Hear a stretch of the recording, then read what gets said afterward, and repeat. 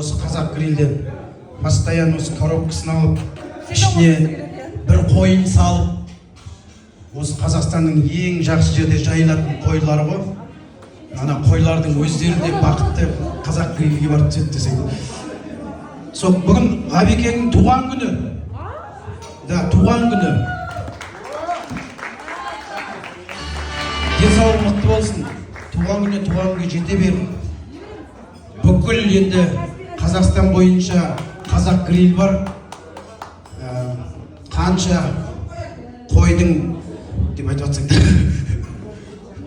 обалына қалдың. Қалжың ғой. Біз қазақ енді етсіз жүре алмаймыз ғой, қанша жерде не қылсақ та. Нұргүл жеп қояды ма деп қорқып алып келді. Неге Нұргүл жесін де, Нұргүл жей берсін. Сол туған құтты болсын, денсаулығыңыз мықты болсын. Осылай міне қазақи әдемі дәстүрді жалғастырып келе жатсыз. Расымен де бір